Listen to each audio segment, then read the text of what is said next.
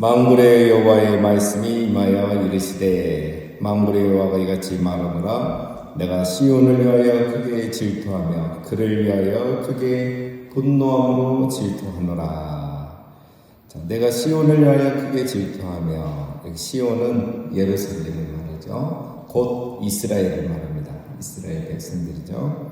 하나님이 예루살렘을, 이스라엘을 너무 사랑한다 표현을 이렇게 하시는 겁니다. 그래서 이스라엘이 잘못해서 지금 심판을 받았죠. 벌을 받고 있죠. 그러나 그런 이스라엘을 괴롭히는 것을 하나님이 참을 수 없다는 거죠.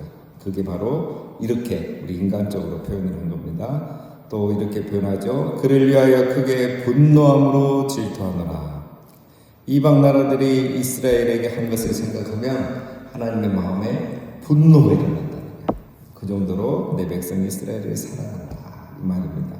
자, 이 말을 보면 오늘 8장은 아주 분위기가 좋은 그런 말씀이죠. 이스라엘을 회복하겠다는 그런 메시지가 오늘 8장이라는 것을 우리는 짐작할 수 있습니다. 어제 7장에서는 금식이라고 다 하나님 기뻐하시는 게 아니라 마음의 동기가 중요하고 우리의 순종의 삶이 중요하다라는 것을 지적하셨다면, 오늘은 하나님께서 일방적으로 이스라엘을 사랑하고 회복하겠다는 것을 말씀하는 겁니다.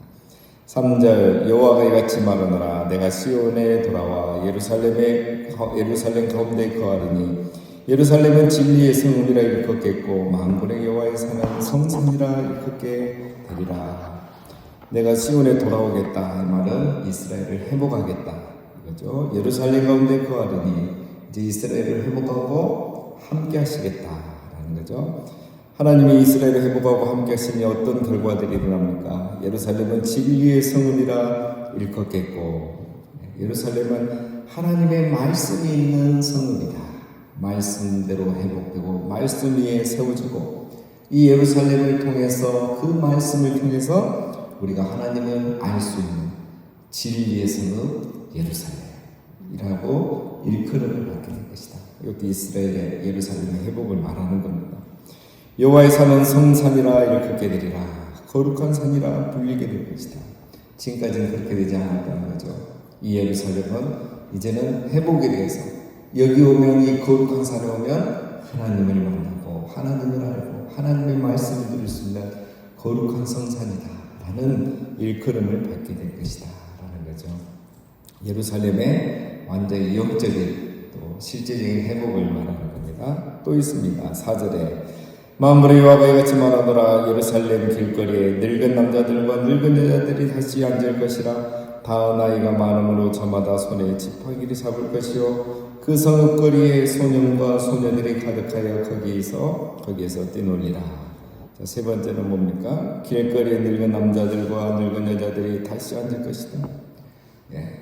늙은 남자, 늙은 여자, 나이가 많은 어른들이 있다는 것은 뭘 말합니까? 장수하는 마을이죠. 오늘 우리로 말하면 어느 마을이 장수합니까? 나라가 평안해야 되죠. 평안해야 장수하는 일인 거죠. 환란이 없다는 겁니다. 평안한 도시가 될 거라는 거예요. 그래서 어른만 많습니까? 네 번째는 소년과 소녀들이 가득하여 뛰놀리라. 평안한 예루살렘을 묘사하는 거죠. 전쟁 중에 이렇게 할 수 있겠습니까? 하나님이 이스라엘을 평안한 도시, 이렇게 살만한 도시로 회복하겠다는 거죠. 6절 만군의 여호와가 이같이 말하노라. 이 일이 그날에 남은 백성의 눈에는 기이하려니와 내 눈에 어찌 기이하겠느냐. 만군의 여호와의 말이니라. 이 일, 예루살렘이 이렇게 회복되는 말이죠. 이 예루살렘이 지금 멸망했고 포로로 다 잡혀가는, 이렇게 회복이 되는 게 가능하겠습니까? 그래서 남은 백성의 눈에는 기이하려니와, 정말 신기하고요. 불가능한 일이에요. 근데 정말 하나님이 하시겠다고 하니까 이렇게 돼버린 거예요. 포로에서 귀환하고 성전을 재건하고 성벽을 다시 세우고 놀라운 거죠. 그런데 내 눈에야 어찌 기이하겠느냐? 하나님 눈에는 이게 놀랍지 않다는 거예요. 신기하지도 않은 거예요. 하나님 눈에는. 왜 그럴까요? 하나님은 전능하시니까, 능력이 있으니까 그렇게도 볼 수 있지만 왜 하나님의 눈에는 놀랍지 않습니까? 여러분, 우리가 그 안 될 일이 되는 것도 보면 놀랍긴 하지만 그 하나님이 왜 이게 놀랍지 않냐면 하나님은 이미 이거를 계획하고 있었던 거예요. 하나님의 큰 그림에는 벌써 이게 다 있었던 거예요. 이스라엘을 선택하고 큰 민족을 만들고 다윗과 솔로몬을 통하여 정말 하나님 나라가 뭔지를 보여주고, 그런데 그들의 불순종에서 열방의 포로로 잡혀가고 그동안 복음이 이방인에게 또 전해지고, 그리고 예루살렘이 다시 회복이 되고, 그래서 열방도 구원받고 이스라엘도 구원받는 것, 이게 하나님의 큰 그림이고 계획이었어요. 그 계획대로 되고 있는 거예요. 그래서 하나님에게는 이게 놀라운 일이 아닌 거야. 한 세대만 사는 인간은 놀라운 일이지만 영원한 시간에 사시는 하나님, 이 모든 것을 계획하시고 계획대로 이끌어가시는 하나님에게는 놀랍고 기이한 것이 아니라는 겁니다. 자, 오늘 우리에게는 이런 것이 필요합니다. 우리는 내 생애만 보고 내 시간으로만 보고 내 시각으로만 보니까 우리는 항상 하나님을 이해하지 못해요. 그러나 하나님의 큰 그림, 하나님의 그 청사진을 품고 우리가 세상을 보고 교회를 보고 우리 삶을 돌아보면 우리도 그 하나님의 크신 일을 함께 품을 수가 있는 겁니다. 자, 7절 만군의 여호와가 이같이 말하노라. 보라, 내가 내 백성이며 해가 뜨는 땅과 해가 지는 땅에서부터 구원하여 내고 인도하여다가 예루살렘 가운데 거주하게 하느니 그들은 내 백성이 되고 나는 그 진리와 공의로 그들의 하나님이 되리라. 해 뜨는 땅과 해 지는 땅에서 구원하여 내고. 자, 이거는 두 가지 의미입니다. 이스라엘은 열방의 포로로 흩어져 있죠. 그 백성들을 다 모으겠다는 거예요. 두 번째는 이방인들도 다 구원하겠다는 거죠. 이방인 중에도 하나님의 백성이잖아요. 자, 뭘 말합니까? 이것이 하나님의 계획이다. 하나님이 놀라지 않는 이유가 이거라는 거예요. 너 한 명 돌아왔다고? 아니야. 앞으로 돌아올 사람 또 있어요. 2차에도 있고 3차에도 있고 또 이방인 중에도 있고. 그래서 하나님이 큰 계획을 이루가셔서 나는 진리와 공의로 그들의 하나님이 되리라. 하나님이 이제 이스라엘을 회복하고 열방을 회복하며 하나님은 그들의 하나님이 되어서 진리와 공의로 통치하겠다는 말입니다. 진리와 공의로 그들의 하나님이 되리라. 이 말은 이제 하나님이 회복한 이스라엘은 말씀과 공의로 통치하겠다. 그러니까 새로운 하나님의 백성들, 회복된 이스라엘은 이제 말씀을 순종하고 공의를 행하는 그런 백성이 될 것이다. 하나님의 계획은 이겁니다. 하나님 왜 이스라엘을 멸망하게 했는가? 왜 고난 중에 내주셨는가? 왜 이게 하나님의 계획인가? 하나님은 그렇게 그걸 통해서 이스라엘을 단련시킨 거죠. 아, 우리가 범죄하면, 선택받은 백성도 범죄하면 이렇게 되는 거라 깨닫고 그들이 순종하는 거죠. 우리 이방인들은 그런 역사를 보면서 그렇구나, 우리가 하나님 은혜로 구원받았지만 그래도 우리가 말씀과 공의를 기억해야 되겠구나. 우리도 배운 거죠. 그래서 우리가 믿는 하나님은 말씀과 공의로 우리를 다스리시는 하나님이 되는 겁니다. 자, 9절 만군의 여호와가 이같이 말하노라. 만군의 여호와의 집 곧 성전을 건축하려고 그 지대를 쌓던 날에 있었던 선지자들의 입의 말을 이날에 듣는 너희는 손을 경고히 할지어다. 자, 이게 무슨 말이냐면 성전을 건축하려고 그 지대를 쌓던 날에 2년 전에 성전 재건을 시작했잖아요. 학계의 그 말씀을 듣고 그때 선지자들이 했던 말을 들었던 너희들, 그러니까 2년 전부터 학계를 통해서 하신 하나님의 말씀을 듣고 성전 재건을 시작했던 이스라엘 백성들을 말하죠. 그 사람도 지금 스가랴 말을 듣고 있는 겁니다. 그런 너희는 어떻게 하라? 손을 경고히 할지어다. 이 말은 손을 경고히 하기 힘든 상황이라는 거예요. 어렵다는 거예요. 사는 게 어렵고 경제적으로 어려운 거죠. 안 그렇겠습니까, 여러분? 포로에서 귀환해서 와서 이 집을 다시 짓고 텃밭을 다시 일구고 이렇게 다시 성전을 재건하고 이게 쉬운 일이 아니죠. 거기에다가 방해하는 세력들도 많지, 음해하는 세력도 많지, 이 혼란기에 서로 권력을 잡으려고 또 그런 사람이 얼마나 많습니까? 모든 게 어려운 상황이에요. 그러니까 어떻게 하라? 너희는 손을 경고히 할지어다. 상황이 힘들지만 포기하지 말고 힘을 내고 이 성전 재건의 사명을 끝까지 잘 감당해라라는 거예요. 뭘 생각하면서요? 하나님의 큰 그림을 생각하면서 하나님의 이런 계획을 갖고 있는 거야. 그 계획 중에 너희가 지금 경험한 거는 포로 귀환과 성전 재건이야. 그리고 이 다음에는 열방에서 내 백성이 돌아오고 이방인들도 돌아오고 그들은 이 성전에서 하나님 말씀을 배우고 순종하고 공의를 행하는 그런 백성들이 될 거야. 그런 큰 꿈을 꾸고 소망을 품고 손을 견고해서 포기하지 말고 성전 재건 공사를 계속해라. 이 말씀을 하고 있는 겁니다. 10절 이날 전에는 사람도 삭슬 얻지 못하였고 짐승도 삭슬을 받지 못하였으며 사람의 원수로 말미암아 평안히 출입하지 못하였으나 내가 모든 사람을 서로 풀어주게 하였느니라. 자, 이날 전에는 이거는 성전 재건 공사를 하기 전을 말해요. 이스라엘 백성이 포로 귀환하고 성전 공사 좀 몇 달 하다가 포기했잖아요. 한 16년인가를 중단했잖아요. 그리고 2년 전에 이제 공사를 시작한 거잖아요. 그러니까 성전 공사를 다시 시작하기 그 전 10여 년 동안 상황이 뭐였냐면 사람도 삭슬 얻지 못하고 일에도 삭슬 얻지 못하고 그 사람의 원수로 말미암아 평안히 이렇게 성 밖에 출입을 못하는 거예요. 16년 동안 이들이 그렇게 산 겁니다. 열심히 일해도 삭슬 못 받아요. 나쁜 사람도 너무 많고 욕심 많은 사람도 많고 또 다 어렵다 보니까 또 사기당하는 일도 많고 또 성벽도 없고 밖에는 원수들이 있고 이러니까 예루살렘 왔는데 불안하게 사는데 자기들끼리도 서로 안 좋은 거예요. 근데 왜 이런 일들이 일어났느냐? 내가 모든 사람을 서로 풀어주게 하였느니라. 이게 번역이 이렇게 됐는데 뭐 쉽게 번역하면 이겁니다. 이웃끼리 서로 싸우고 대적하도록 하나님이 허락했다. 이 성 안에 평안이 있고 좋은 관계가 있도록 하나님이 지켜주셨는데 너희가 성전 재건 공사 멈춰버리고 다 자기 살 길로 살고 이러니까 하나님이 그냥 지켜주지 않고 질서를 잡아주지 않고 그냥 자기 소견에 옳은 대로 행하도록 냅두신 거예요. 그러니까 이런 범죄와 사회적인 어려움과 경제적인 어려움과 모든 게 있었던 거예요. 자, 그런 내용들은 학계에서 또 자세히 나옵니다. 학계 1장에.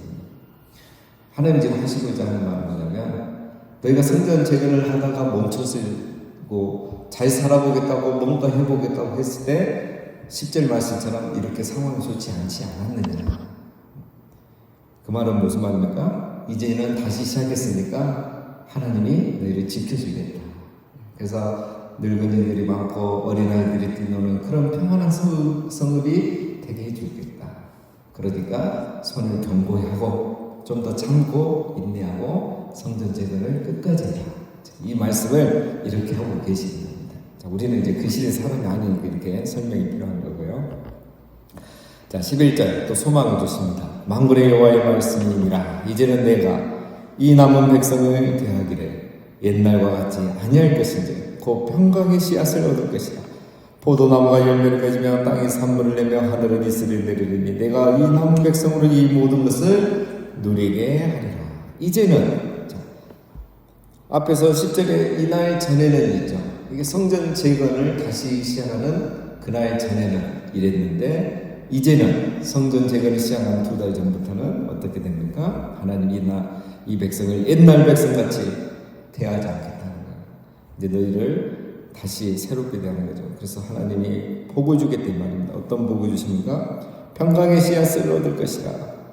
자, 이 말씀에 다 묶이긴 하는 건데 평강의 씨앗을 뭡니까? 평강의 씨앗이 어디 있습니까? 그냥 뭐 복숭아씨, 사과씨, 뭐 포도씨 이런 건 있지만 이 말은 뭐냐면 뒤에 나오죠. 포도나무가 열매를 맺으며 포도나무를 심으면 그 열매를 먹게 해주겠다는 거예요. 땅에 상추씨를 뿌리고 고추를 심으면 그 소산을 먹게 해주겠다는 거예요. 그 말은 뭐냐면 학교에서 다 나옵니다. 그 전에는 이전에는 그렇지 못했다는 거예요. 내가 이래도 삭슬 못 받은 거예요. 포도나무에게도 삭슬 받아야 되잖아요. 그 열매를 내가 받는 거죠. 그런 일이 안 일어나는 거예요. 심는 만큼 거두지 못하고 하는 만큼 수확이 없는 거예요. 근데 이제는 하나님의 심는 대로 수고한 대로 얻게 해주겠다는 거예요. 그러니까 내가 수고한 모든 것들이 평강의 씨앗이 되는 겁니다. 하늘은 이슬을 내립니다. 아무리 내가 수고해도 이슬이 내리지 않으면 소용이 없잖아요.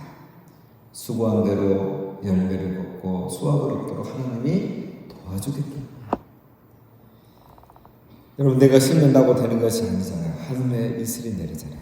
이것이 바로 다 평강의 씨앗입니다. 심는 것마다 수확하니 여러분 얼마나 마음이 평강하겠어요. 평안하겠어요. 그게 바로 평강의 씨앗입니다. 자, 13절 유다 족속아 이스라엘 족속아 너희가 이방인 가운데서 저주가 되었으나 이제는 내가 너희를 구원하여 너희가 복이 되게 하리니 두려워하지 말지니라 손을 견고히 할지니라. 너희가 이방인 가운데 있을 때는 저주가 되었어요. 늘 포로 생활과 고난의 생활이죠. 그러나 이제는 너희를 구원하여 복이 되게 하겠다. 회복에서 부러움의 대상이 되게 하겠다. 심으면 심는 대로 거두는 수확하는. 무슨 도대체 어떤 씨앗, 어떤 종자를 갖고 있기에 너희들은 이렇게 잘 되니? 라고 부러워할 대상이 되게 하겠다. 그건 평강의 씨앗이잖아요. 그러니 이제 어떻게 하나? 두려워하지 말고 걱정하지 말고 성전 재건 공사는 계속해라. 손을 견고히 할지라 힘들어도 인내해라. 말씀 순종해서 성전 재건을 다시 시작해도 어려움이 있다는 거예요. 어려움이 없을 수 없죠. 우리가 현실 땅 위에 삽니다. 그러나 두려워하지 말고 인내하라. 이겁니다. 14절 만군의 여호와가 말하노라 전에 너희 조상들이 나를 경노하게 하였을 때에 내가 그들에게 재앙을 내리기로 뜻하고 뉘우치지 아니하였으나 이제는 내가 다시 예루살렘과 유다 족속에 은혜를 베풀기로 뜻하였나니 너희는 두려워하지 말지니라. 이게 무슨 말이냐면 전에는 예루살렘이 멸망하기 전에는 하나님이 말씀하셨잖아요. 너희 회개 않고 돌이키지 않으면 내가 이 성을 멸망하게 할 거야. 너희를 포로로 잡혀가게 할 거야. 하나님 이렇게 말씀하고 뉘우치지 않았단 말이에요. 번역을 이렇게 했지 하나님이 번복하지 않았다 이 말이에요. 내가 말한 대로 벌어줬다. 그러나 이제는 너희에게는 그렇게 하지 않겠다. 너희는 무조건 내가 회복시키겠다 이 말입니다. 자, 16절 너희가 행할 일은 이러하니라. 너희는 이릇과 더불어 진리를 말하며 너희 성문에서 진실하고 화평한 재판을 베풀고 마음에 서로 해하기를 도모하지 말며 거짓 맹세를 좋아하지 말라. 이 모든 일은 내가 미워하는 것이니라 여호와의 말이니라. 자, 그러니까 하나님이 이스라엘에 이렇게 이제 회복을 약속하셨잖아요. 그러니까 어떻게 해야 된다? 너희는 이웃과 더불어 진리를 말하고 항상 진실을 말하고 성문에서 화평한 재판을 하고 서로 이렇게 해하고 미워하고 싸우지 말고 이웃을 해하기 위해서 거짓 맹세하지 말고 이렇게 하지 말고. 스가랴는 16, 17절 이 말씀 하는 거예요. 사실 제가 지금까지 했던 앞에 말은 학계에도 다 했던 말이고 이제 이렇게 할 거니까 어떻게 하라? 16, 17절처럼 이렇게 살아야 되는 거예요. 왜? 너희가 이스라엘의 회복을 믿고 성전의 회복을 믿고 그래서 이 성전 재건을 하는데 공사 끝나고 집에 돌아가는 길은 뭐예요? 이웃을 내게 거짓말하고 모함하고 내가 싫어하는 사람을 위해서 거짓 증언하고 너무 이게 비일비재한 거예요. 삶이 거룩하지 못한 거예요. 그런 이스라엘 향해서 하나님은 스가랴를 통해 거룩한 삶에 대해서 순종의 삶에 대해서 얘기하는 겁니다. 그래서 결론은 이 16, 17절이죠. 자, 여러분 우리가 정리하면 사명을 감당할 때도 어려운 일이 있습니다. 말씀대로 믿음대로 살아갈 때도 어려운 일이 있습니다. 그때 우리가 생각해야 될 거, 우리가 말씀대로 살아가고 직분대로 사명대로 봉사하면서 살아도 항상 어려움이 있어요. 자, 그것을 먼저 받아들여야 된다. 그게 현실입니다. 그러면서 우리가 생각해야 될 거, 하나님의 큰 그림을 생각합니다. 이스라엘의 큰 그림, 구속사의 큰 그림, 교회를 향한 하나님의 큰 그림, 우리 교회 10년 뒤 10년 뒤를 생각하는 큰 그림을 생각하면서 오늘 손을 견고히 해야 됩니다. 인내하고 내게 주어진 사명을 끝까지 감당합니다. 그러면서 중요한 거 오늘 16, 17절 이웃을 사랑하는 거예요. 내가 공의를 행하는 겁니다. 이웃에게 거짓말하지 않는 거예요. 이게 바로 성전을 재건하는 성도의 마땅한 삶이라는 것입니다. 여러분 우리에게 주어진 사명을 끝까지 잘 감당하고 항상 우리의 손을 견고히 하고 또 우리의 삶도 거룩과 순종의 삶을 살아가시는 우리 모두가 되시기를 주님의 이름으로